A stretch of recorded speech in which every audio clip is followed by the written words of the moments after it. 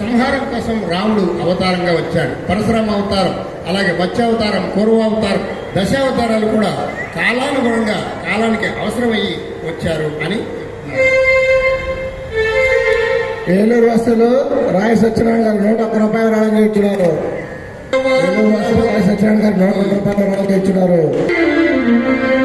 ఇంకొక 10 నిమిషాల్లో ఈ భగవద్గీత కార్యక్రమం ముగించేస్తున్నాను. 10 నిమిషాలే. శ్రద్ధావాన్ లభతే జ్ఞానం తత్పర సంయతేంద్రియః.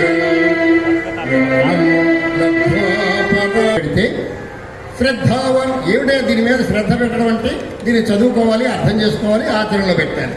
ఈ శ్రద్ధ కనుక దీని మీద పెడితే ఏమిటి మనకి లాభం అంటే శ్రద్ధావాన్ లభతే జ్ఞానం, మనకి కొంచెం జ్ఞానం వస్తుందట. అంటే ఇప్పుడు జ్ఞానం లేదా అంటే ఉంది, కానీ మనం ఎల్లప్పుడూ సుఖపడేటువంటి జ్ఞానం లేదు. అప్పుడప్పుడు సుఖపడేలాగా దుఃఖపడేటువంటి జ్ఞానం మనకుంది. మనకి శ్రద్ధ కలిగితే ఈ భగవద్గీత మీద కన్నా శ్రద్ధ పెడితే జ్ఞానం వస్తుంది. ఏం జ్ఞానం? ఆ జ్ఞానం మనకి ఎలా ఉపయోగపడుతుందంటే తత్పర సంయతే ఇంద్రియః. మన దశేంద్రియాలు, కళ్ళు, ముక్కు, చెవులు, కాళ్ళు, ఇవి దశేంద్రియాలు ఉన్నాయి కదా, కర్మేంద్రియాలు, జ్ఞానేంద్రియాలు. దీని గురించి చెప్పుకోవాలంటే కనీసం 2 గంటలు పడుతుంది, కానీ అంత సమయం లేదు కాబట్టి, ఇంకా ప్రోగ్రామ్స్ చాలా ఉన్నాయి కాబట్టి త్వరగా వెళుతున్నాను. మీరు అర్థం చేసుకోవాలని ప్రార్థన. శ్రద్ధావాన్ లభతే జ్ఞానం, శ్రద్ధ కలిగితే జ్ఞానం కలుగుతుంది. ఏమిటా జ్ఞానం? ఆ జ్ఞానం ఈ భగవద్గీత మీద శ్రద్ధ పెడితే మనకి ఒక అద్భుతమైనటువంటి జ్ఞానం వస్తుంది. ఏమిటా జ్ఞానం? తత్పర సంయతే ఇంద్రియః. ఆ జ్ఞానంతో మన ఇంద్రియాలను మనం నిగ్రహించుకోవచ్చు. అంటే మన కళ్ళుని, ముక్కు, చెవులు, ఈ దశేంద్రియాలు ఉన్నాయి కదా, ఈ దశేంద్రియాలకి అన్నిటికీ అధిపతి మనస్సు. ఆ మనస్సుని చాలు. ఆ మనస్సు ఒక్కడి నిగ్రహించుకుంటే ప్రపంచాన్ని జయించవచ్చయ్యా అన్నారు. ఆ మనస్సు నిగ్రహం లేకపోవడం వల్లే ప్రతి వాళ్ళకి ఒకళ్ళ మీద ఒకళ్ళకి దెబ్బలాటలు, అత్తకి కోడలకి దెబ్బలాట, కోడలకి మాంగారికి దెబ్బలాట, ఇలా ఒకరి మీద ఒకరికి ఈగోలు, ఇవన్నీ కూడా అన్నదమ్మునికి పడతలేదు, అక్క చెల్లెళ్ళకి పడతలేదు. ఇలా లోకమంతా కూడా అస్తవ్యస్తంగా ఎందుకుంటున్నారంటే వారి యొక్క మనస్సుని నిగ్రహించుకోలేకపోవడం వల్ల. అంచేత మనస్సును నిగ్రహించుకోవాలంటే ఏం చేయాలి? భగవద్గీత వినాలి. ఒకరోజు ఏదో పూట ఉంటే సరిపోదు. ఇది మనం ఒకసారే పెద్దవాళ్ళం అయిపోలేదు కదా. మనం 5 అడుగులు ఎత్తు, 6 అడుగులు ఎత్తు పెరిగామంటే ఎన్నాళ్ళకి పెరిగాము? దాదాపు 20 సంవత్సరాలు. ప్రతిరోజు పొద్దున ఇడ్లీ, మధ్యాహ్నం భోజనం, సాయంత్రం భోజనం ఇవన్నీ వేస్తూ ఉంటే అప్పుడు పెరిగాము. అలా 20 సంవత్సరాలు కష్టపడితే ఈ దేహం పెరిగింది కదా. అలాగే ఏదో ఒక రోజు గట్టసే విన్నాను, నాకు భగవద్గీత వచ్చేసింది, జ్ఞానం వచ్చేసింది అంటే రాదు.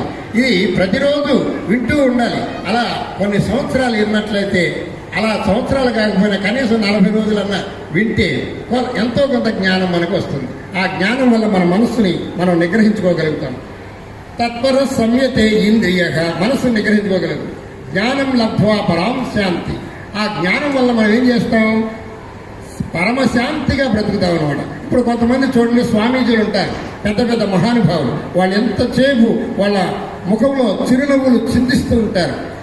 భగవంతుడు చూసినట్టుంటుంది కొంతమందిని చూస్తే. ఒక్కొక్కటి మొహం చూస్తే మాడిపోయిన మినపట్లా ఉంటుంది.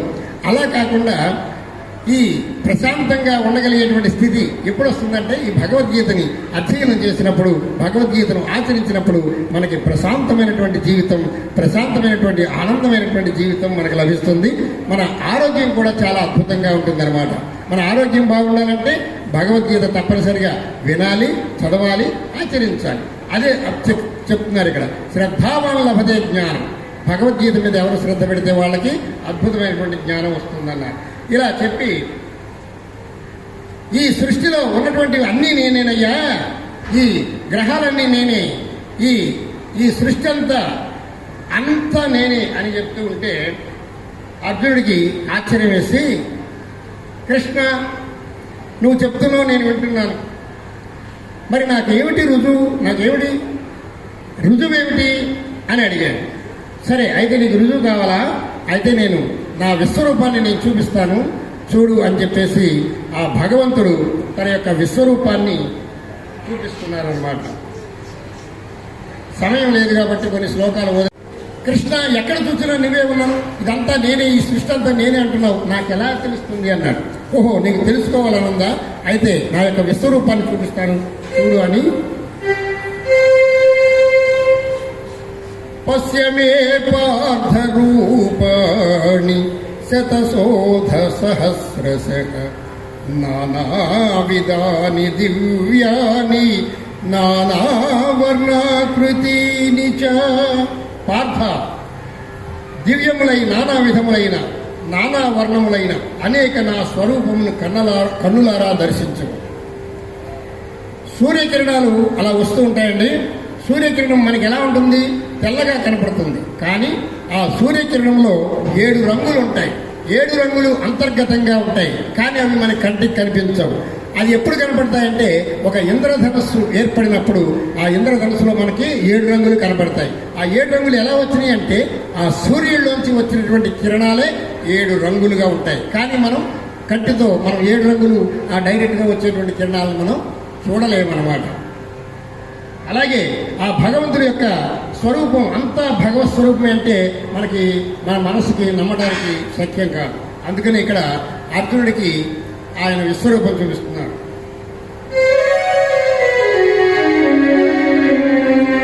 ఆ విశ్వరూపం ఎలా ఉన్నదంటే ఒక పర్వతాకారంగా విశ్వరూపాన్ని ఆయన ధరించారు కృష్ణ పరమాత్మ. అనేక ముఖాలు, అనేక చేతులు, అనేక కోరలు, భయంకరంగా ఉంది. ఎటు చూసినా ఆ కృష్ణ పరమాత్మే కనబడుతున్నాడు. అర్జునుడు ఇక్కడ నుంచున్నాడు. ఎక్కడ నుంచున్నాడో ఆయన తెలియట్లా. పైకి చూశాడు, పైన కూడా భగవంతుడే. కింద చూశాడు, కింద భగవంతుడే.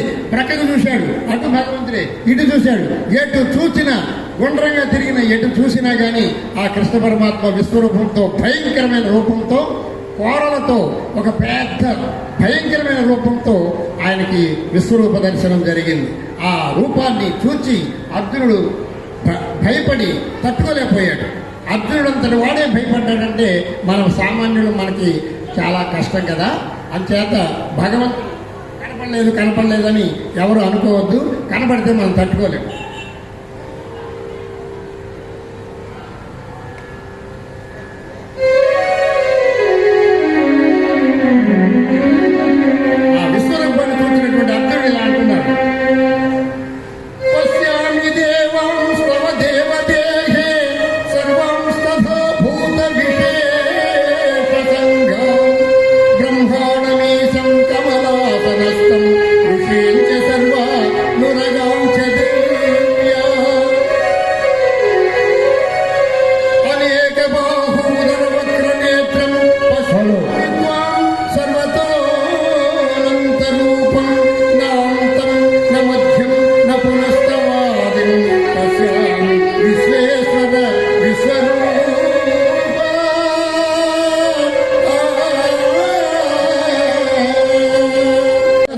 నీ యందు నాకు గోచరమవుతున్నవి.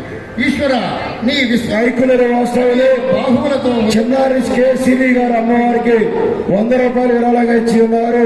వారికి ఆలయ కమిటీ తరఫున ధన్యవాదాలు తెలుపుకుంటున్నాం.